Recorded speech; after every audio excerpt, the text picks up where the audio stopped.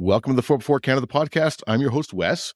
And today we have Walter and Joanne from Finding Life's Moments on YouTube and Instagram.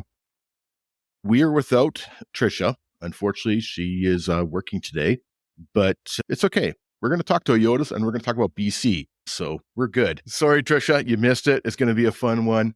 Thank you for having us. We're excited to be here. We're stoked. Thanks.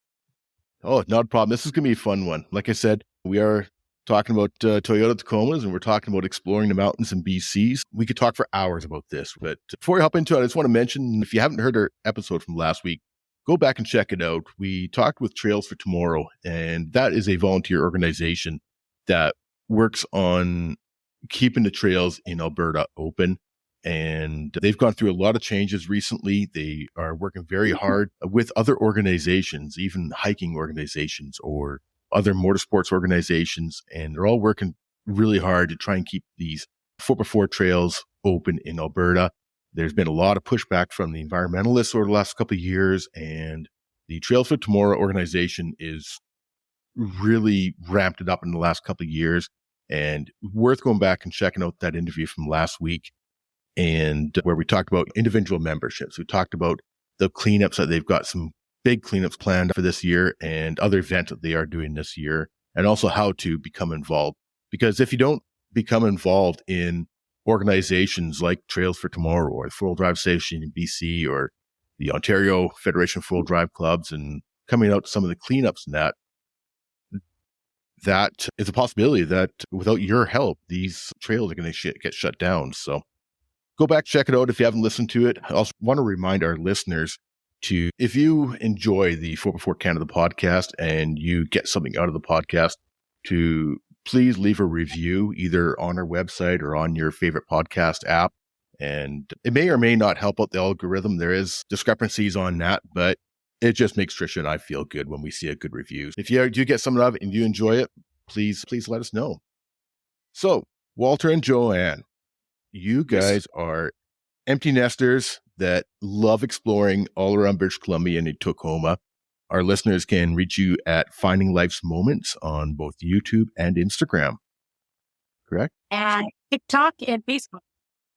TikTok and Facebook as well. Perfect. I missed those ones. Love the name. Finding Life's Moments. As soon as I saw that name, I'm like, that is just absolutely perfect. So how did you guys come up with that one?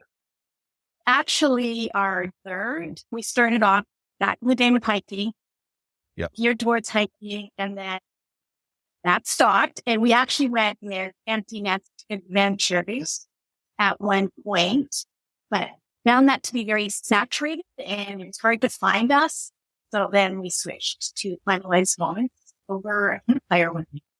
Yeah, it was funny. We're at Chehalis Lake and or Chehalis River, sorry. And we're sitting there just out of nowhere driving. What about Finding Life's Moments? I'm like, what are you talking about? I was like, you know what? That's perfect because it doesn't put us into one category, right? Like we're not overlanders. We're campers. Very rare unless we do like a kootenai trip or whatever, that we are out multiple weeks at a time. Because really, who's got holidays nowadays? But it was the perfect name. When she said that, I was like, you know what? You hit it on the head, 100%. Yeah, as soon as I saw that title, I'm like, that's just perfect for not only for you guys, but for a lot of people.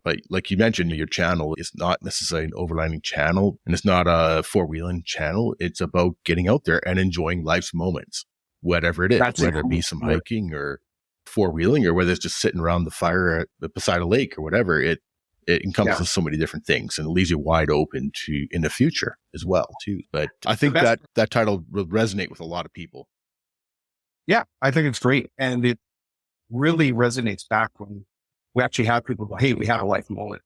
And we're just like, cool. Like it's a really positive thing and we love it. So, yeah. So did you both grow up exploring and four-wheeling, or is that something sort of came on later on in life? As a child, we did go camping. Family camping, pretty standard. Yeah. But as an adult, that kind of stopped for me.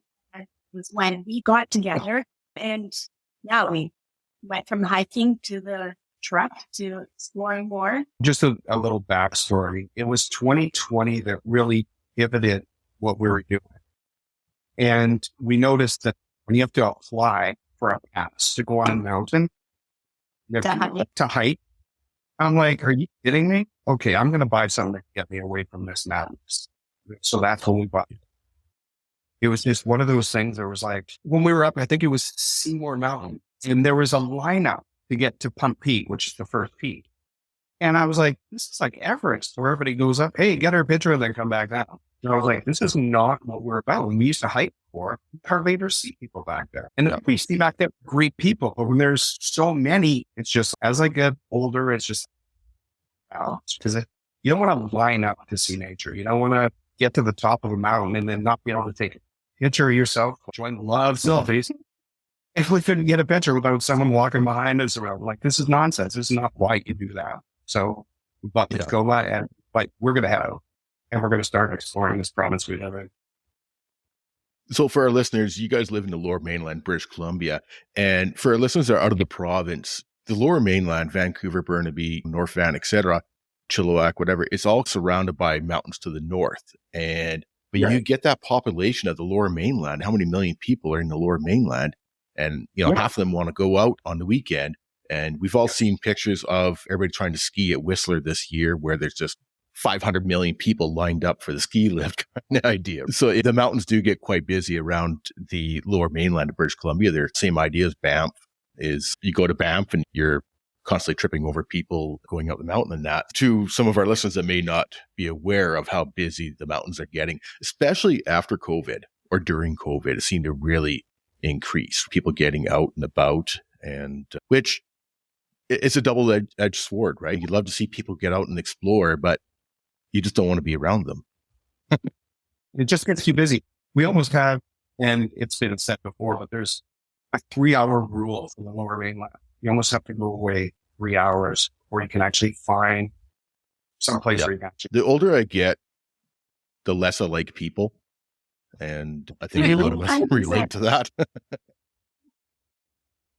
Yeah, you're not wrong, and you're not alone 100%. It's just, I find that people are so much more rude nowadays in certain settings, and it's just, there's some common courtesy. Is that word? There's not common courtesy anymore. It's just, I think it's just a crowd issue. It's just, everybody's fighting personal space and everything else. It's not a people problem, the amount of people problem. I'm going to rub it in that I can be at a trail or a camping spot in about 15 minutes from my house. Let's talk about the Tacoma. I love the dark green. It's one of my favorite cars on the Tacoma. And you've got to set up pretty much where I'm going with mine. I'm a few steps behind you guys. But let's give our listeners a run through on all the modifications that you have on the Tacoma. I've had to write this down for the last couple of days. So truck was built over 3 years, essentially. It's a 2021 Tacoma. It was bought brand new. I saw 2020 put out the Army Green on the TRD Pros. And then I know if you wait a year, it comes out on the other trim packages as a limited year delay. And so anyways, I waited because we wanted the 6-foot box. Because our initial plan, we had Chippewa back in the videos, we had our Army Green canopy also. That was probably the only mistake we made on that truck, is buying a canopy for it. We didn't know what we didn't know, I guess is the easiest way to say. But so anyways, it's been built up over the last 3 years, and I've got, let's say this, crib notes, Christmas stuff, because this with great thought. We are the mindset violence by one. So we wanted to make what we were getting was going to be what we needed and would last. We didn't build a truck based on, oh, look at that Tacoma, I want that. We built our truck based on, hey, I want to go over that. What do I need to do to get that? Right? Yeah. So we are not rock crawlers by any means. I have no desire to beat on my truck. I just don't. So the truck was essentially built for when we hit an obstacle, we're like, what farther? What do we need to do? That's how we do. So if we get started on what we did with it, so the whole truck is on an Elka 2.5 suspension. And that was done last summer. And then on top of that, we sit on 17 Dr. Walty black Rhino wheels. We have a 0 offset. The we start from the front. We've got a body armor front bumper, and we're Viper cutted. So, Yep. 34s on it. We've got a Warren, ER10S winch on it front. Underneath, I'm trying to go through the truck. Underneath, we've got an RCI skid plate. On the sides, we have Pro Apex sliders with kickouts on them, which have saved me. On top of the truck at that point, we have the Princey roof rack, which has been unbelievable for just carrying stuff out back. We keep going back. We have the awning. Yeah, we've got the ARB awning on the side of it. Gotcha. And we're going to drop down, which is, it's so great because we'll talk about, we've got the RCI rack, and then we've got the push belt 2 on top of that. So where the drop down room comes in handy is for changing whatever you have to do, everything else, because at our age, it's not easy to change the rooftop. No. Come down the ladder, the pajamas, and we're right into the drop down room. All that stuff. Yeah. Yeah. So we've got the deck system in the back now that holds a lot of our stuff, like our tools, our recovery gear. Yep. Which is, that thing's essential, but it does take away from the space you have in the box. We live in a condo, so we couldn't have a huge high rooftop tent. Right. We're maxed out on underground. We're just about touching the sprinklers. From that, yeah, we've got Oman Emu upper control arms. I've got Apex Expedition Series springs in the back and the Morimoto taillights. What else we got here? Got fitted Lumen ditch lights. Mm-hmm. Oh, yeah. So I've got the cab mount relocate kit. Rather than just doing a cab mount chop, we actually relocated it. So rather than a different part of the frame, and that really helps. So we're not getting dropping right now. When we go 35, I think we still might get a tiny bit when I'm at full turn or off camera or something. But yeah, the truck's solid. And they're a tall narrow, aren't they? Or are they like the same width as a 285? I actually wanted to go with the 300, but I explain it. I wanted in between. I didn't want to be up on everything all the time. I wanted to just be able to go. And I found that the 285 75s, it gave us that in between, that it's the compromise, middle ground. I think. Yeah, I went 255 85, which is a 33, but it's a tall narrow. So it's like a factory width, and I'm running factory rims. And I did that so I would keep everything tucked inside and it wouldn't get sprayed every time I went within a kilometer of a mud puddle. I was always covered, even though we're we're only a third of an inch past the wheel well. Yeah. But the cake kind of constantly, it's one of my biggest needs, to be honest. It's just the way the body rolls, so it's not much you can do about it. But you mentioned the Viper cut, and I've noticed that when I was looking at your YouTube videos at Finding Life's Moments on YouTube, that your very most popular video is the Viper cut video. Viper cut. Can you explain to our non-Toyota listeners what a Viper cut is? So a Viper cut is essentially cutting your truck up so that you have a better approach angle in the front and you make more room for your tires to move around. But yeah, basically cutting that front bumper. Watching him do it, like hands are shaking. I was thinking, it was like, here's a brand new truck and I'm just going to cut it up because I want. So I'm seeing it, but coming up to doing the Viper cut, I think I watched videos on YouTube for a week solid. Yeah. And because it's a one-time shot, right? You can't screw that up. You're going to look awesome or you're going to look ridiculous. Unless you're willing to buy a whole new front bumper. Yeah. Exactly. Measure 5 times, cut once. Yeah. But I'm so nervous. I don't think we hear. Yeah, I'd be the same way. It's $1,000 plastic bumper minimum kind of idea, right? Yeah. Or a $2,000 to replace it with steel.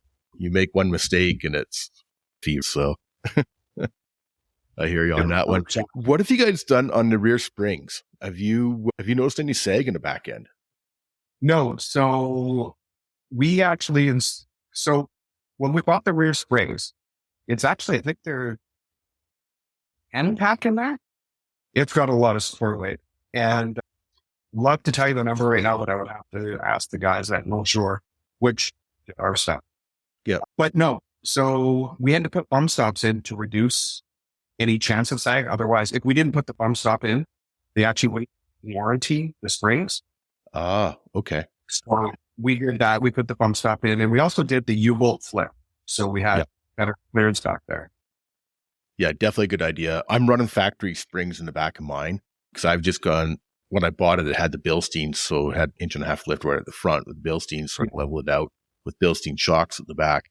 And what I've noticed with all the stuff in the back of the truck, now I'm starting to get a bit of a squat in the back end. Yeah, we've got to do springs. And like I say, if you're going that far, you might as well do U-bolt flip at the same time if you're pulling it. It's there, right? Yeah. Once you're working on it, you might as well just get it all done at once, for sure. Yeah, exactly. So how come a Tacoma? So this is going to sound weird, but Marty McFly. To be honest, you never really opened that garage door, right? Yeah. And that was it had the, the roll bar with all the lights on it and everything else. And I started my family young plan, of course. But that truck was just never in my wheelhouse because it just wasn't possible. And so once all of our 4 kids were gone, I was watching the stylings over the years too, right? Between the pickup to 2nd gen to 3rd gen, and now even the 4th gen. I do 4th gen, but the 3rd gen just has a look to it, especially when it has a Viper cut. It looks mean at the front end, right? Especially our truck is very utilitarian looking. The goal was like a military look. Green and black. Yeah. And nothing shiny. It's funny. We're chatting off air and we're like, man, the 3rd gen Tacoma is the best looking generation out there, I think, by far. So they really are. They're very, I don't even know to say, I just look at it and I love it. And I think that's and when we're talking off air, I told you when I walk away from it, I probably look back at it 3 or 4 times before I'm going into the grocery store or whatever. I'm just back and I look. You got to make sure you look at your wife as often as you look at your truck. The good part is I've got the whole package. So yeah, your truck's a great looking truck. The green and black works. Like it's good, simple look on it. What is one of your favorite mods that you guys have done that? You know what? The Toyota 2. The truck is 2. And it is driving it so much easier through mountain passes and stuff like that. I knew gears was something we're going to have to do. Yep. And when we do gears, we want to put in a rear locker. I don't want to put in a front just to keep me honest, because I might try stupid stuff about the front locker. Right in the beginning, I don't like rock crawling. If I had a front locker, I might be tempted with some of my Jeep buddies. I say the tent. I've even had best. The tent. Yeah, over the canopy, yeah. Over the canopy. We tried sleeping. We had a fitted mattress. We tried hard with the canopy. It just is not. Yeah. In that 40-degree weather, I looked like a glazed donut. Yeah. It was ridiculous. It was just horrible. See, not enough space parts. I was looking at going to a canopy. My truck's white, so I was thinking those white aluminum canopies, like the contractor canopy. So I was looking for a used one of those, but then I got thinking about how in the summertime, like I'd have to drill something into the roof and put a vent in there and stuff like that. And I was like, I could just see myself cooking like bacon inside of there in the summertime. No, well, especially with how our summers are getting so hot now, especially up in Kamloops, you must see the ridiculous temperatures. Like when we hit 40 down here, we actually canceled one of our holidays. I told Joanne, I'm not sleeping on the back of that truck. That's just, it's ridiculous. Even with vans. Well, especially, and you guys get a bit more humidity than we do and stuff like that. If it's 35 down there, it's what it is like 42 up here. So, no, and that runs the drop down room, which also is great. You definitely have more space, but you got to be really careful of where you are because you can't just go anywhere in that situation, right? Yep.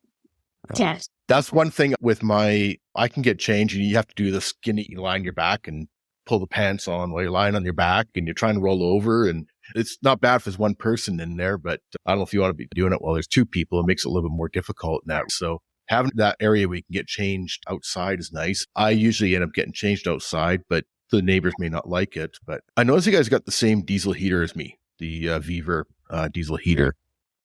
Does a ticking annoy you? The tick, tick. Okay. Find it thing because I sleep with a sound machine anyways. Okay. So when we're out there and it's dead quiet, it's for some reason my mind's like, you better be listening for stuff. Until we got the rooftop tent, I really never slept well outside. Like people always say you get your best sleep outside. I never did because I was always listening.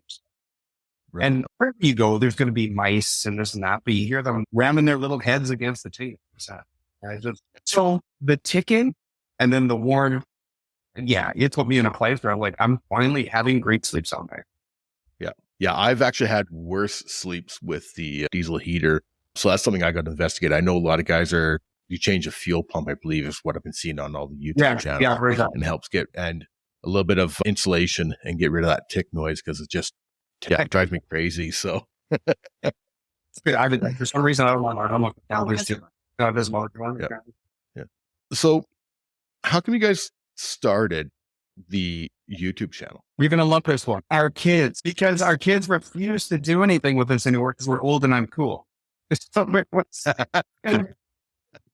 Now that they're older, they're just living separate lives, of course. But when we first started, we were trying to think of a platform without doing old school home movies. You're right. Your parents, you do. We didn't want to be that parent. So we decided to put it on a platform where, we are fair, but put it on a platform where they could watch at their leisure when they want to. And it wasn't something forced and it wasn't scaring them away from family dinners when we're like, come on over. But then they don't want to because they know we're going to watch movies, right? That's really where it started. And it was for that reason and reason alone. And then when we started to realize people were watching, we're cool. And and then we started to really have a lot more fun doing it.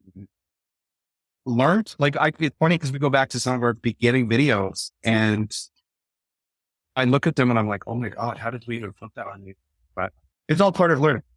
That's, everybody looks back their first 5-10 videos are like, oh my God, kind of. And it's the same thing with the podcast as well. But you improve through the more you do it, the better you get. And then you'll find your own style as well, too. Yeah. Joanne is actually a pretty shy person for the most part. Even when she meets new people and everything else, I'm very outgoing. I have no problem talking to people. I'll talk to people at the grocery store just to get on board. But Joanne was very hesitant to be doing intros and stuff like that. But she's like, you should do it. I'm just like, no. And it's just now, because you'd rather look at her than this, to be honest. It's like, she's absolutely so comfortable over on the camera. Oh, yeah. So, that's where it started, was because of the kids and then just growth. And then it made us think, hey, there's people that like the same stuff we do, because we don't have any friends that do what we do until we started finding life's moments. Right. And that's what the Facebook grew. We've actually got people who want to hang out with us and do what we do. And it's like really cool. What really came through for me was my last birthday. And there was guys that just, friends that are friends now. And it was amazing that they wanted to spend the day with me. And it actually gave me pretty good lifelong friends. Didn't even call. But then we have this community we created. And it was just amazing. It was amazing. Yeah, I don't even know. It was amazing. It was unreal. My birthday's coming up at the end of the month, and it's actually on the Easter long weekend, which is perfect. And I actually get all 4 days off. Nice. Yeah, we're going to go do some camping and exploring. The same thing. It's the family that you've chosen, basically. Yeah. Is what this community ends up being. I have to agree with you. My first ride in a Bronco was when I was 6 weeks old, off-road. And I came home in a Ford Bronco and that. But the off-road community, these friends that you go out with and you go exploring with and stuff like that, it's a chosen family. And I've got a lot of friends all over Canada that I've met because I've moved around a lot, but we still keep in contact. And you can pick up that conversation at the drop of a hat, even if you haven't talked in a while and stuff. So are you the kind of guy that will see a Tacoma or a Jeep in the Home Depot parking lot and stand outside and talk with the guy for an hour? even though you don't know Yeah. her. I actually used to hate that. She'd go in the grocery store, do the shop, come out and still talk, and then she'd drag me away. And she's like, so who is that? And I'm like, I never got his name. You don't know? No, I just saw him. And it's funny because, and I don't want to sound pompous, but we get so many compliments on our truck that I'm not even gonna lie, I was at the beer store one day and this guy comes up to me and he's like, oh, I wanted one of these so bad. And you've done it up awesome and blah, blah, blah. He jumped in it. He's sitting in the driveway and then he's asking me what my payments are. Probably maybe we're stopping at, what was it, IGA? And it was funny. And that is an awesome vehicle. That's awesome. I actually have one story. I pulled up into a gas station sitting outside of it, not at the pumps, but at one of the parking spots beside it. And I was just on my phone for a couple seconds before I hopped in. And I saw this girl, I don't know, early 20s or something like that, walk in front of the vehicle. And then she walks over to the passenger side, opens up the door and hops in. And then she starts talking away. And she said, oh, they didn't have this one, but I got you this instead. I'm like, yeah, I'm okay with that. And then she looks over and the shock, she was just like, yeah, she didn't know who the hell is this guy. And then she looks over next to her and the white truck beside her is where her boyfriend's sitting, laughing his ass.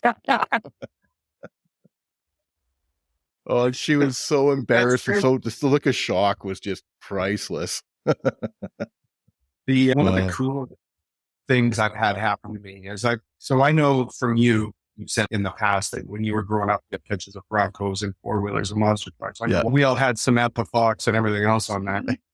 But I remember actually I was at a restaurant and I was just ordering some for Joanne and I. And when I came out, I had my Finding Life's Moments hoodie on. And this little kid was pointing at my truck to his dad. And he was probably only 5 or whatever. And he's talking to it and he looks at me and he goes, I guess by your shirt or your, actually, I think he said shirt, that's your truck. And I said, yeah, it is. And he goes, that is so awesome. My kid loved it. And he was like, it's a little kid looking at it and loving it that is probably more complimentary than an adult, to be honest. Yeah. Yeah. I agree. 100%. At it that goes, I just like it. They're so innocent. They don't have have you done this? Have you done that? They just know what they like. Yeah. Yeah. It's just a nice, big, cool truck. So yeah. 100%. So what drone and camera are you guys using? You want to go on this one? So for our cameras, we have GoPro 9, and we also have a 5. We do our time lapses with the 5. And the drone, we just have the Mavic 3 Pro. So nothing over the top. Yep. But functional, and it seems to be working for us. We want to probably go with a bigger camera because we've got some big things coming up in the summer. And I'm playing with the idea of getting a better camera. We went with GoPro essentially just because of the weather and what we do. They're so durable and you don't have to worry about them all the time. Like, it's hard enough sometimes to just film, right? Joanne does it all. And I watch the stretch she goes through. And yeah, it's just, I don't know if I want to add that element of, okay, now we got to, don't bang this, don't do that. You know what I mean? Yep.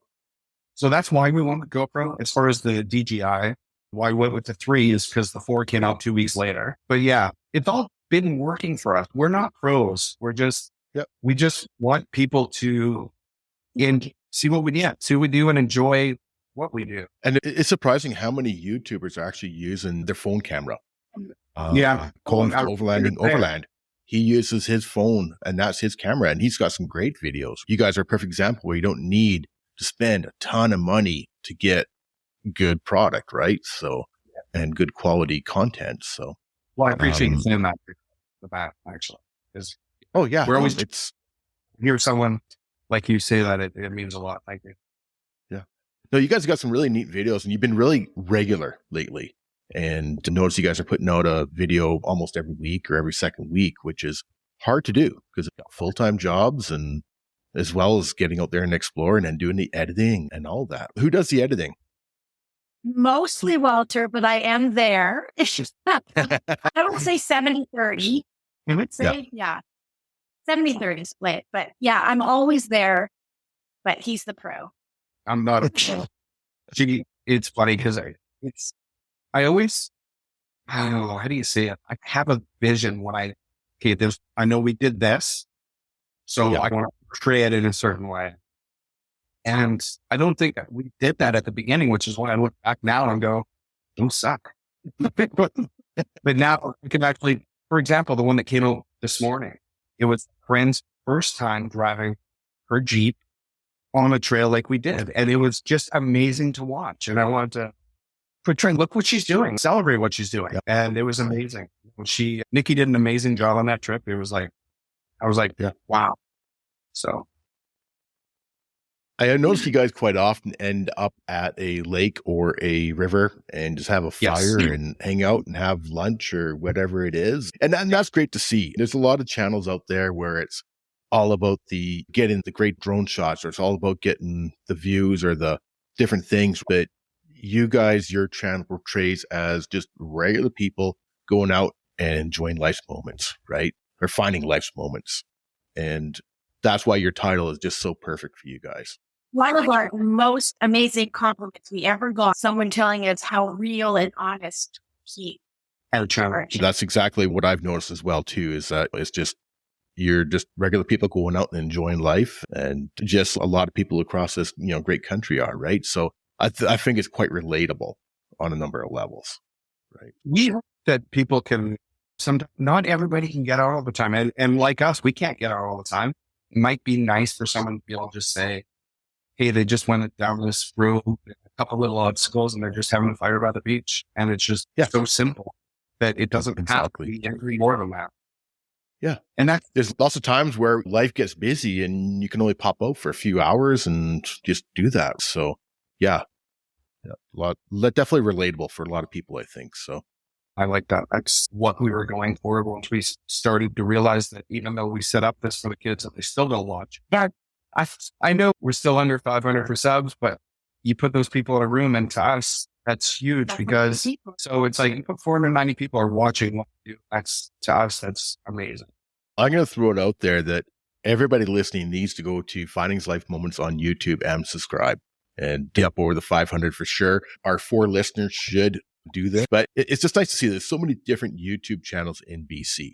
You've got everything from Sean from the Story Till Now, that he does it full time and he does amazing work, but he's got his own style or his own certain twist. Yeah. There's different things like G from BC. He's a bit more of a relatable guy like you guys are. And there's everybody in between. Our very first guest a year and a half ago when we started this was Mike from The Unexpected Off-Road. And he's one of my best friends, and that's why I chose him, because he is one of my best friends. And I was so nervous and he was so nervous. And it worked out good. He's got something different with his H2, and there's just so many different YouTube channels in BC, and it is by far the most populous of all provinces for 4x4 related channels.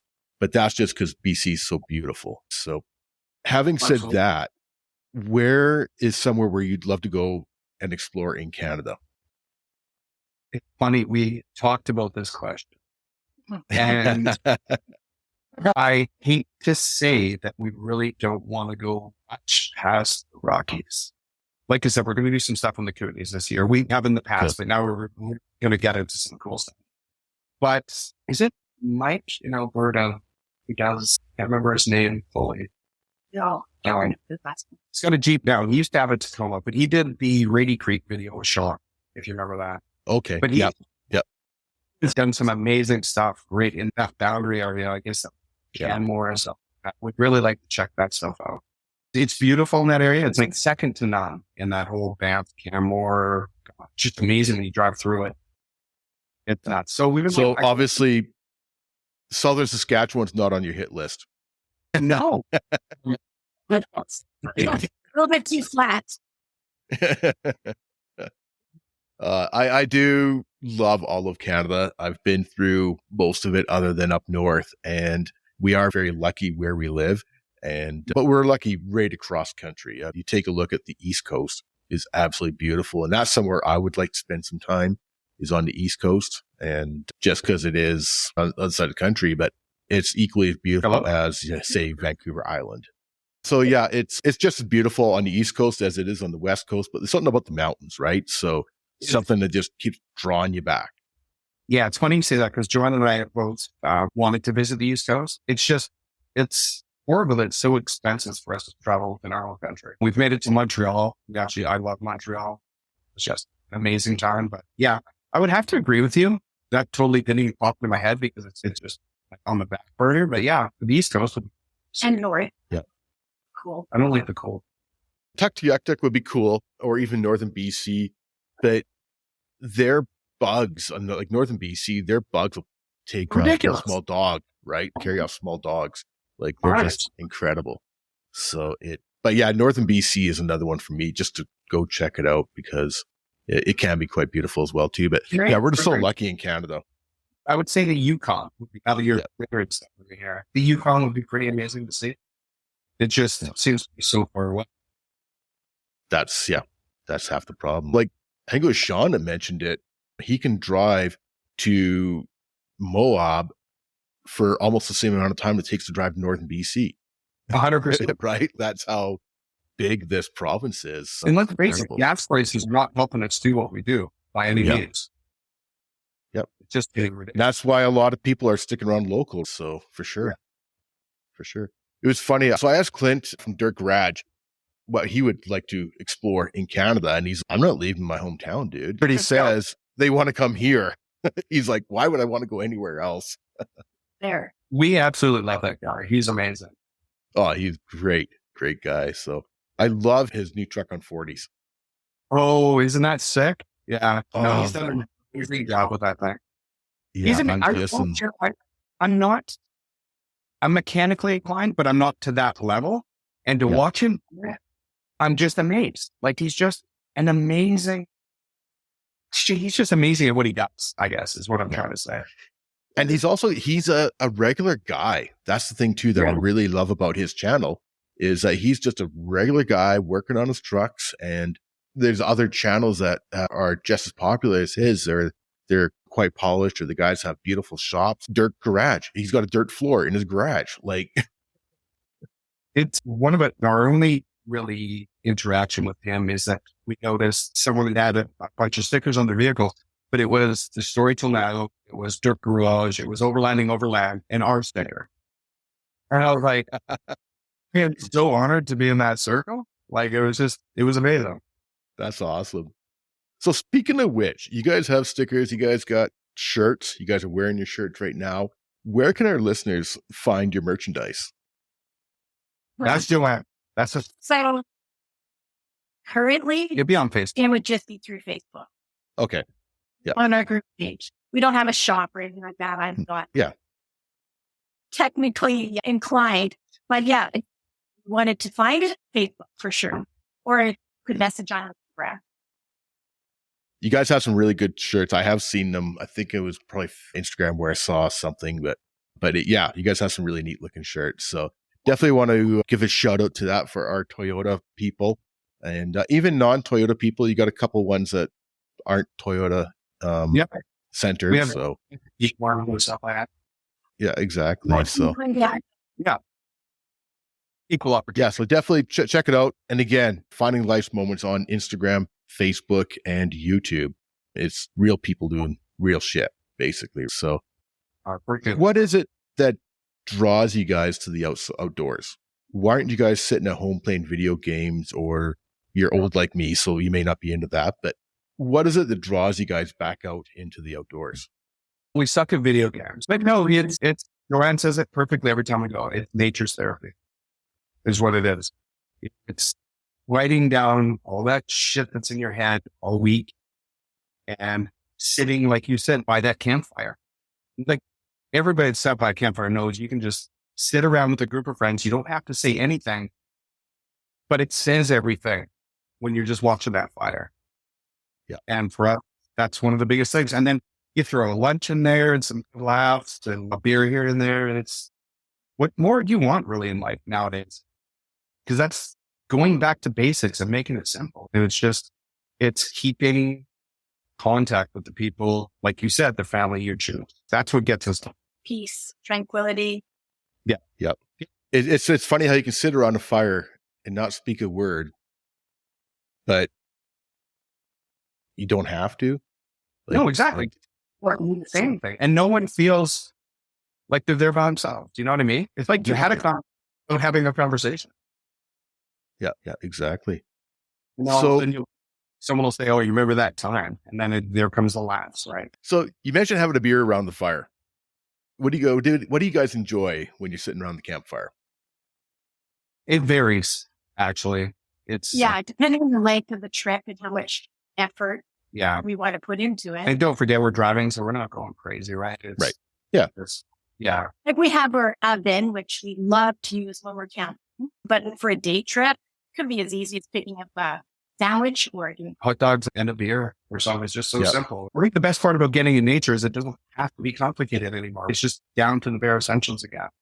I think you said it perfectly. The best mod is a full tank of gas. I always remember you saying that. And you're 100% right. Yeah, we've got this totally capable truck. A simple tank of gas and a hot dog and a cup of beer makes the day perfect, right? It doesn't anything more than that.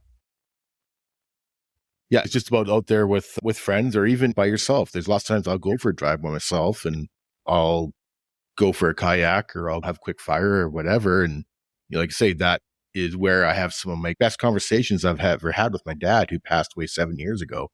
We never talked about stuff, but we talk about stuff in my truck. And then going back with that chosen family and enjoying those times around. And like you mentioned, your friend driving her Jeep on a harder road for the first time and seeing her smiles and her confidence grow and stuff like that. I think that's what I like about it, though, is that you celebrate other people out there. You know what I mean? You're not selfish. You depend on each other for starters. Because if anything can go wrong at any time, everybody knows that. But you also get to celebrate those first time moments. Like with Joanne, when she drives on the FSR, I'm trying to push her more to drive the truck, but she's very what's in front. And I'm trying to teach her to look out ahead of the truck. She's, I don't know where my tires are. And I'm like, because you didn't look ahead when it's coming to know where your tires are going to be. Yeah. But it's just learning. It's learning and it's watching. Time. And I love it. I love when she drives the truck. Like mostly when you see drone footage and we're driving, she's driving the truck. Yeah. But then that's great. She'll do it. She will do it. Even on the last trip, I said, we have to be more of the time. Yeah. We had an event here. We haven't had it since pre-COVID days, but it was a ladies event where only ladies were allowed to drive, and men could drive if they wore a wig and a dress, which did happen. But there's so many husbands that were in the passenger side for the first time, and they're going over some pretty good obstacles. And these guys come on, they're like, I was scared shitless. And the wives are like, now you know how we feel. The drop off is always on the passenger side. And it was a real eye opener for the men to understand it from the passenger side, as well as for women to get out there and enjoy driving themselves. So we're seeing more and more women with their own vehicles these days. And that's something that we've really been promoting on the podcast here, especially with Trisha being a co-host. But yeah, I love when we're out there, we see women driving. Like, I think for me, it's funny because when you're saying that, you're just like, that's how we feel. I honestly sometimes don't think Joanne feels that way because she's always filming so much that she never actually going through, right? I could be sitting there and I have to tell her, I'm like, hold on, because we're about to go on campers. So I think for her, when she pops into the seat, it's actually pretty intimidating because she's so worried about filming all the time that when she actually gets in the passenger seat, like when I put her in, when we did a video called Hail Her Way, and we had Joanne and my daughter Kalia drop the truck. I just handed green over to them for the whole day. But there was parts where I don't think you could, or I don't think I can do it. And I'm like, you can. This truck is built, it's so capable that it will take care of her. So I just want her to build her confidence and drive it more. In due time, when she's comfortable, I don't want to force anything on it. If you're forced to do something, on. Yeah. So what do you think about driving, Joanne? Do you enjoy it just as much as passenger, or? I do enjoy it. I think it is just like Walter's saying, it's just that confidence, right? Like it's a big truck and not what I need to drive it, obviously. But when I do it, I absolutely love it. Love it. Yeah. You got the Tacoma hood, which is 14 feet long. That's what she has trouble with. And like I said, we're just trying to walk her through the process of launching ahead of that. Be at your, but I might even just put in a camera for her, to be honest, that front end camera. It's playing with the idea, but just because when you, I've been thinking about it as well too. When I first dropped into the Tacoma, it was like, my God, this hood is so long compared to what I've had in the past, right? It really is. I thought about that, and that might make it easier for her. So that might be the next one. Who knows? There we go. So speaking of nexts, you guys have been doing a lot of, like I mentioned earlier, you guys have been really regular with your videos lately. And you've mentioned that you are going to the Kootenays this summer. What have you got in regards to plans for some travel and exploring? And then also, what have you got for some plans for modifications? This summer, we are looking at heading out to the Kootenays. We are really hoping 3 years wanting to get to Rady. So that's like a big work for us. We want to get into Rady. We are hoping to hook up with Holly from BC Ghost Town and Adventure and Matt from Conium. He's going to show us around. We're thinking Farntown. We're thinking maybe trying to hit up on the island as well. Get a little bit of different, right? From mountain to coast. We actually want to do it's funny. One of the guys I work with follows us, and he said he lives on Main Island in one of the Gulf Islands. And he was like, I would love it if you guys would do like a Gulf Islands tour. He goes, that would just be awesome. So we thought about that too. And it's just, that could be something. We hit an island every weekend. But BC Fairs is so freaking expensive, man. Like I'm telling you, it's just, there's not enough room to travel on that freaking thing. Yeah. There's a reason why I haven't been to the island since probably 10 years ago. When you watch Colin and Casey come over to play with Sean, and it's just, I think Casey put on one of his last videos that he spent $2,000 just in ferry fees to go over and hang with Sean. But yeah, it's something I want to do, but will I do it right away? Probably not. I think I'm going to put our money into the Kootenays this year. We're heading out with some amazing friends. Nikki, she's returning back to the place she was up in. And it's a nice small group, and she invited us to come along, her and her husband, Nick. And we're follow their lead. And then they got a week off, but we've got 2. So we might just stay in the Kootenays for an extra week. Yeah. Put the Matt and Holly. And then they said they've got some stuff to show us. So maybe we'll come to Kamloops. Yeah, maybe. Yeah, come on through. They have so much knowledge. The BC Ghost Towns, and what's the name of their channel again? BC Ghost Towns and Adventures. BC Ghost Towns and Adventures. Another shout out to them, guys. Go check them out on YouTube because they have so much knowledge of the old mines in that area. Yeah, not all, because he makes a lot of trails and does a lot with Denny from the Alpine, I think. Yeah, who's also they've all spent time with Sean, of course, too, right? Yeah. Got to talk to them, and it's funny. It's the channels that we interact with are all about our size, and they're just amazing people, and they're so willing to show you stuff. And how can you not take advantage of that? It's show me where you live. It's amazing. I don't have to bring out Google Earth, my map books. It's fun. Exactly, and that's one of the things. Going back to the ferry costs, it's $200, probably more than that, probably $250 return. That's a lot of fuel to head towards the Kootenays. Yeah. That's why I haven't gone. I'd rather put that money into fuel and go somewhere, right? What are you thinking of any more mods for this year, or are you pretty much done other than a front camera? It's going to be the bumper comes in a couple of weeks, the steel bumper. Right. And then I think the camera, if it makes her feel more comfortable, but other than that, I think I don't think I need to do much more, for what we do. Yep. It's, the truck takes care of us. It was methodically built. It was not like we told you before. It was not built because that guy has that or this or that. It was all based on what we do. And right now, haven't found anything that our truck cannot do. Your rig's set up quite nice, and I agree with you. There's not much more you can really do for mods that would be beneficial for the money to put into them. I think the next final thing that will be done on the truck is, like I said before, will be gearing and the rear locker. I think that's going to be the final part. and I'm on the fence whether I go air or e-locker. Everybody's got their opinion on it. I find the e-locker I don't know. I have no experience with it, but yeah, stay tuned. I don't know. I don't know. Right. You're right.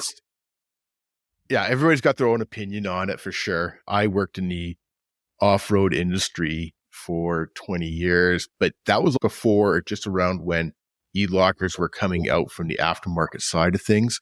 And that was more in the air locker days, and dealt with a lot of air lockers. And I'm not a huge fan of them. I've had them myself, but there's leakage is the biggest issue, right? Yeah.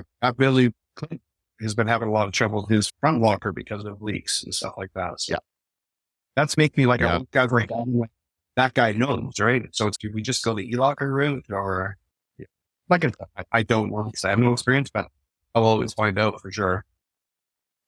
Yeah, definitely. Your Elka suspension. Elka is a Canadian company, and I am working to have them come on the podcast. And because I definitely we're all about supporting Canadians. What do you think about the Elka suspension? True thoughts. Yeah, no, my true thoughts is I love it. I went from obviously a stock suspension.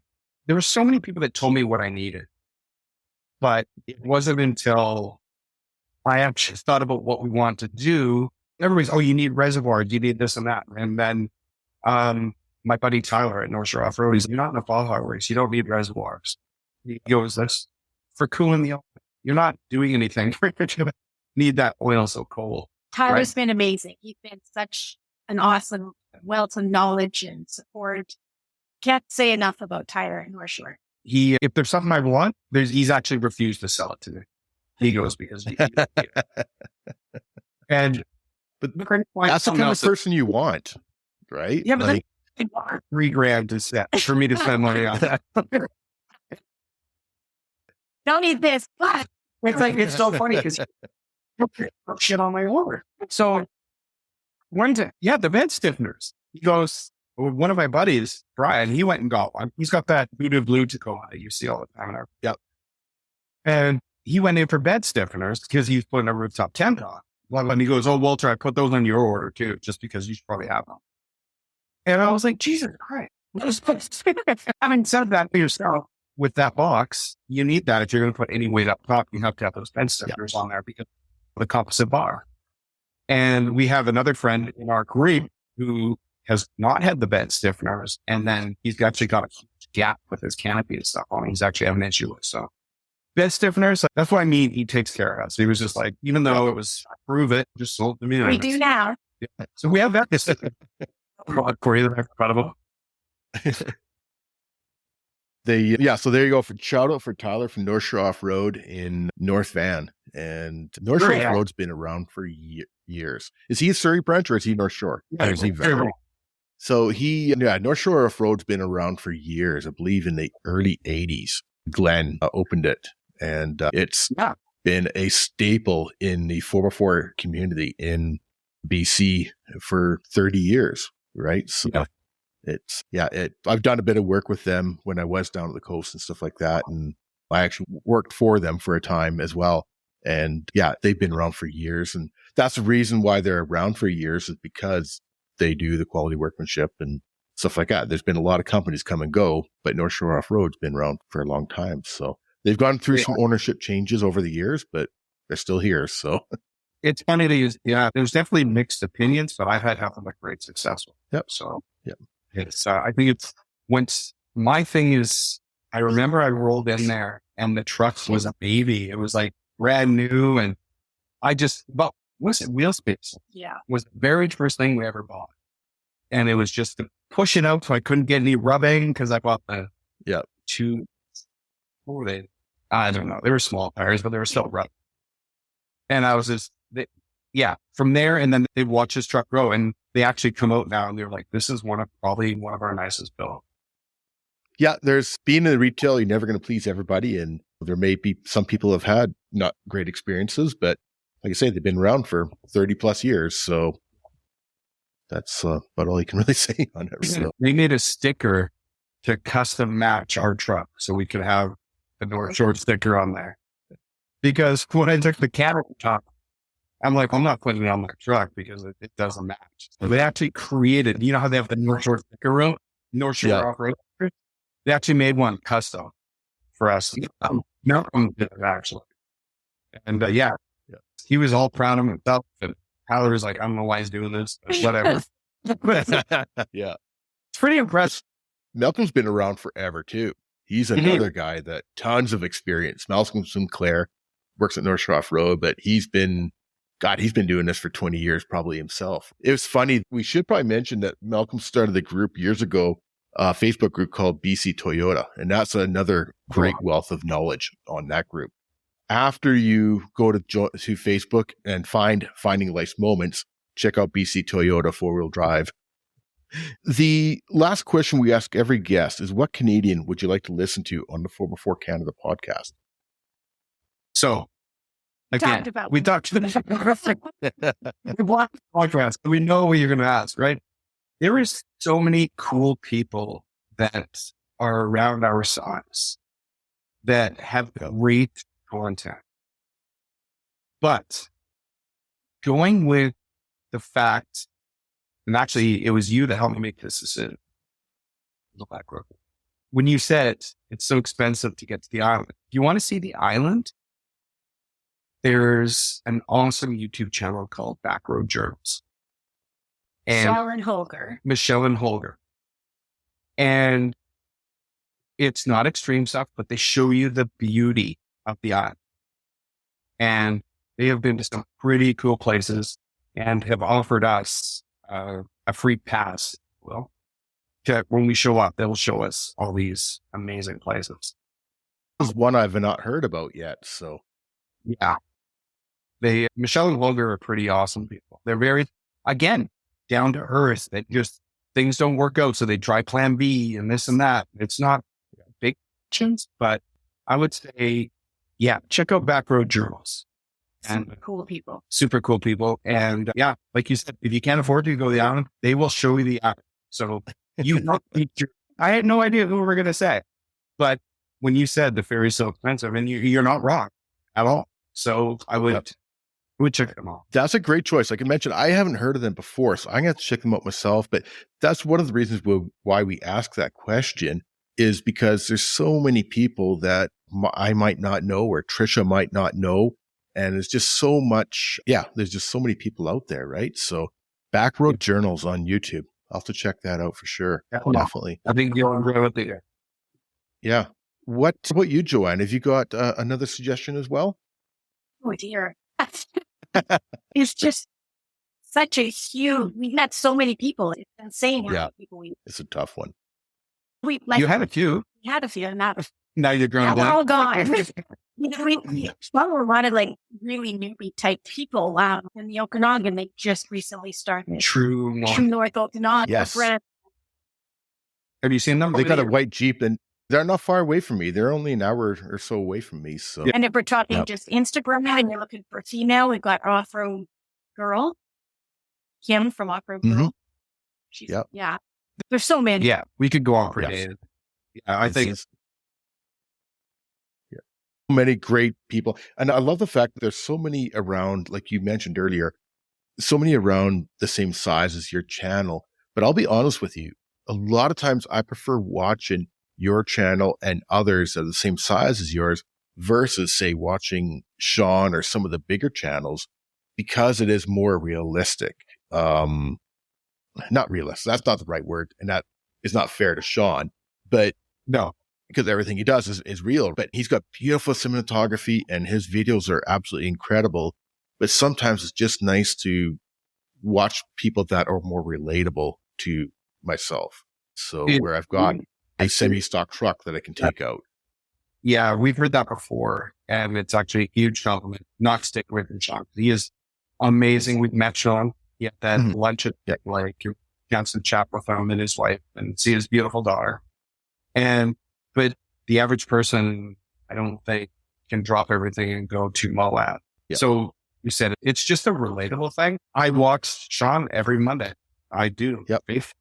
And I love his content. And I love the cinematic genius that this guy is. It's just amazing. I can only strive not to hit shit in my drone the way he does. But no, I would never take anything away. But you're right. We've heard it before. And there's been a few people that say they prefer the stuff that we do because it's like, yeah, I can see myself. And that's a huge compliment to us. Like we're just an empty nest couple from Langley. It's and we heard from you. We were so grateful. So we appreciate you reaching out to us. It was amazing. And thank you for that as well too, because that's something that we're all about is promoting Canadians, whether it be YouTubers or Instagrammers or businesses. And we've had Sean on. Sean was a great interview. If people haven't listened to it, we're talking about Sean from the Story Till Now, in case people haven't picked up on that. And I had Sean on as a guest, a while ago, last fall, I think it was. And it was actually our most downloaded episode ever. It's still sitting at the number one.